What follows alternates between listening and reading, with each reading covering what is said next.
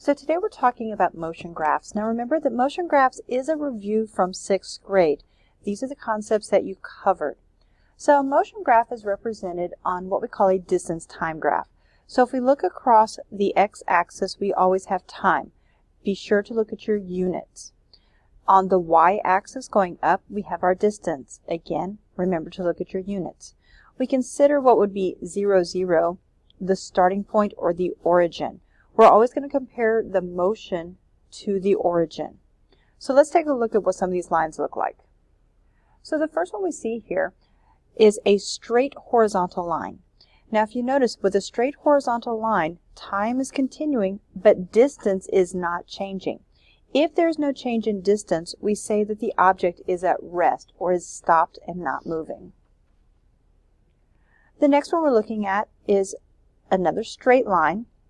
This one is going up, so it's a positive slope. So if we look at it, the distance is increasing as time is increasing. So that indicates that the object is moving away from the origin. Now, because it's a straight line, we say that it is moving at a constant rate of speed.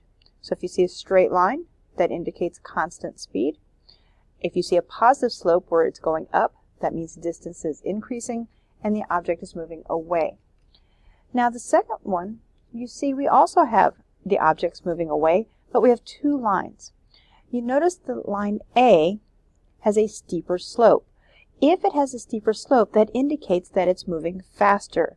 So if we were to pick a point, line A has gone a greater distance in the same amount of time as line B. So the object of line A is moving at a faster rate of speed. Both lines are straight, so they are still moving at a constant rate of speed. Now in our next one, we have a negative slope. It's pointing downward, so it's starting away from the origin and it's heading back toward the origin. My distance is decreasing. So you see the line moving down, the distance is decreasing. So that means the object is decreasing the distance to the origin or the starting point, so it's going back towards. Now sometimes we get a line that is not straight, so the object is not moving at a constant rate of speed.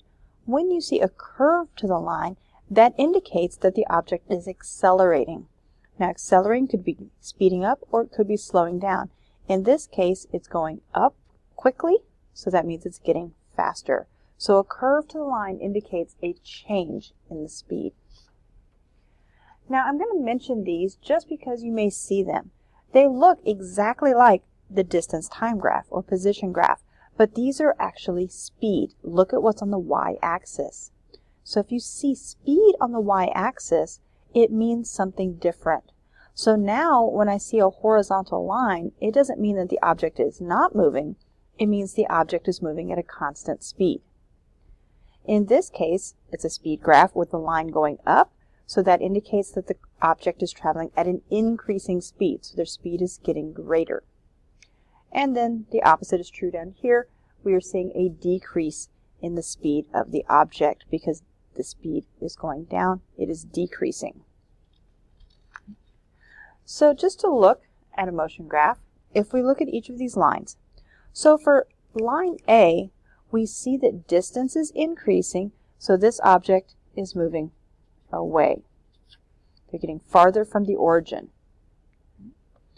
In our next one, we see that the distance is decreasing. So we've got a line that's going down. So this object is going back toward the origin. Right? So the distance is decreasing. Now this guy right here, letter C, has no change in distance. So it's not increasing, it's not decreasing. So it is stopped or at rest. We see an increase in distance, so now our object is moving away again. And then look right here, we're no longer constant. Each of these lines is constant. This one has a curve to it, so he is moving back toward, but he is accelerating. Okay, he's accelerating. He starts out fast and then he slows down. Right? So if you think about it in terms of a story, so a boy's going for a jog, He starts running away from his house, realizes he forgot something at the house. He turns around, go home. He stops and goes, wait a minute, I know where that's at. I've got it in my pocket. So then he starts running again, and then he figures he's run enough of a distance, and so he's ready to turn around and come back home. And he gets tired and slows down.